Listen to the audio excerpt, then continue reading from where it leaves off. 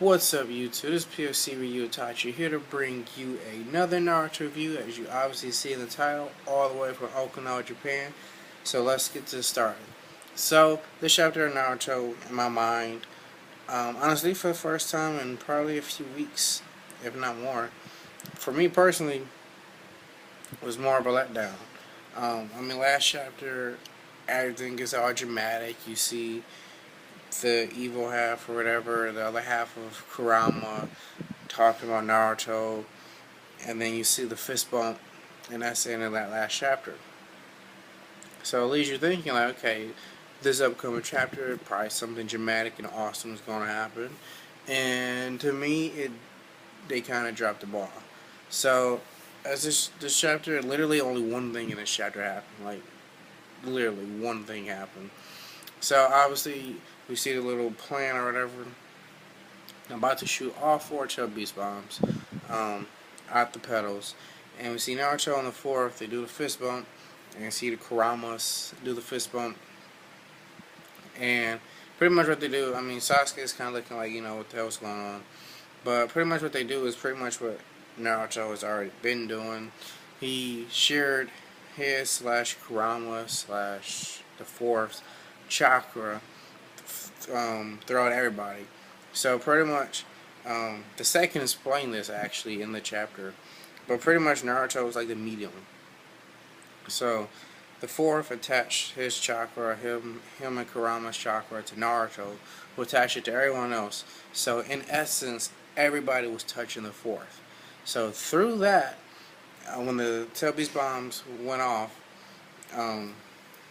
the fourth was able to use the Flying Thunder God Jutsu to teleport everybody outside of the barrier.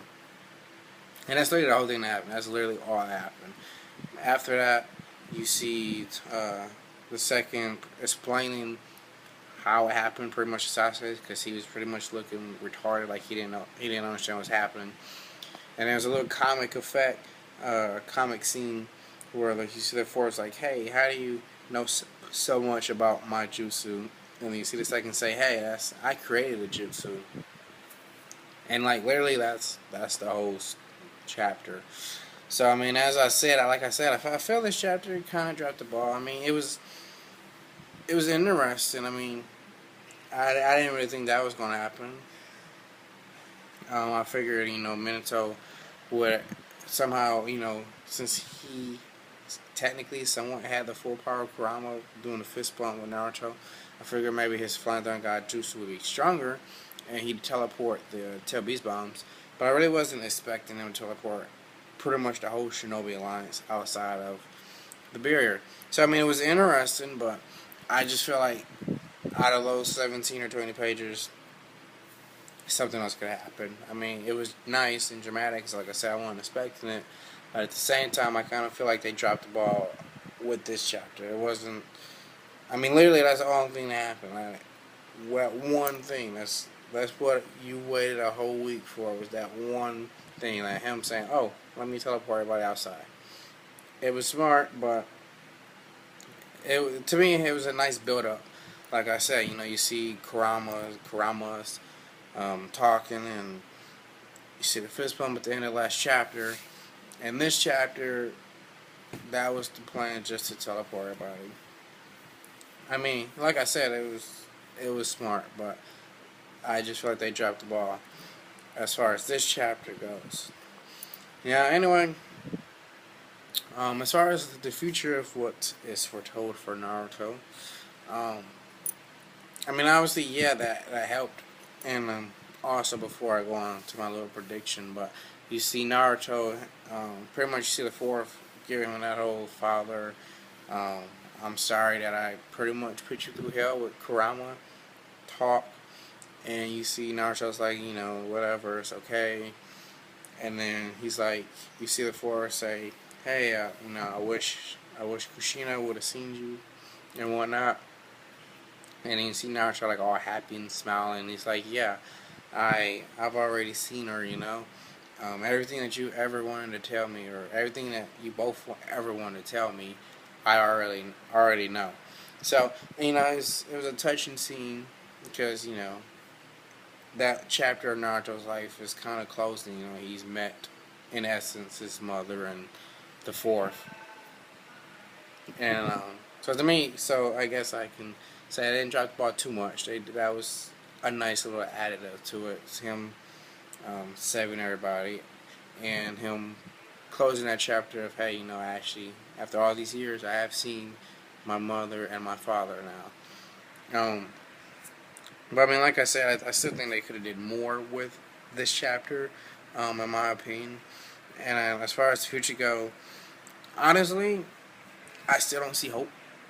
I mean, Obito is pretty much not a perfect Jinchuriki, but he's a decently perfect Jinchuriki. You know, he has pretty much 100% control of the Jubi. And I mean, everything they're doing now, if you think about it, they're totally on the defensive. Like they did have a plan where they were attacking and, you know, trying to figure out Obito's weakness, and they sort of somewhat found it, you know. But honestly, they're still on the defensive. You know, for the past few chapters, they're still on the defensive. So I mean, I literally don't honestly see hope. I'm so not optimistic about how they're gonna win. But I mean, nonetheless, and I mean, in this last chapter, you see Madara and Hashirama. You know, I don't think they really honestly did anything. I just think they were shown. But honestly, more or less, I'm thinking honestly Kakashi is still gonna have an effect over this battle. I mean, yeah, strength wise, he definitely cannot compete with Obito. But I mean, on the mental playing field, Obito is still not stable. I mean, he still is pretty crazy. And so, and obviously, he's still left in, I'm guessing, Obito's eye. So I would imagine, or at least hope, he's cooking up some scheme up in Obito's eye, since he's still there after all this stuff has happened. But nonetheless, I mean, like I said, I'm still not seeing how they're going to beat Obito unless the only way they could really, I would say, beat him is if they extract the Jubi, which would obviously kill Obito. And if Kakashi didn't leave Obito's eye, I would probably imagine it would kill Kakashi too. But I'm pretty sure no one remember him because no one's literally even said his name within this past few chapters. But even if they extracted Jubi, then they just got that problem again. Okay, yeah, Obito's dead, so that's nice. But Madara is still alive, technically, somewhat. And now you got the Jubi. So, I mean, to me, it's like a lose-lose. So, unless they, like, completely sell them, like, gone, like, do, like, a Chibaku Tensei on Obito / the Jubi again, which probably wouldn't do nothing, since he's kind of like the Sage. I don't know, I'm just not seeing too much hope for the future of Naruto. I still want to see Madara Hashirama fight, but in the grand scheme of things, I don't know, see how they're going to win in the future. Like, this is probably the first anime or manga series that I've ever read that I really have no clue how the hell they're going to win. Now, usually villains, you know, they get strong, but then the heroes get, you know, on par with them. But as far as this, I mean, I'm just not seeing it. I mean, Obito is pretty much godlike. And if he separates from the Jubi is godlike. So I don't ever foresee Naruto getting that strong. So I mean, I don't know. I can't tell you real honestly what the future foretells for Naruto. So anyway, I hope you like this review. As always, don't forget to comment below. Comment on the video, comment on the chapter. You know, tell me how you feel about it. You can always inbox me, you know, and get in touch with me. So this is PFC Ryu Tachi signing out.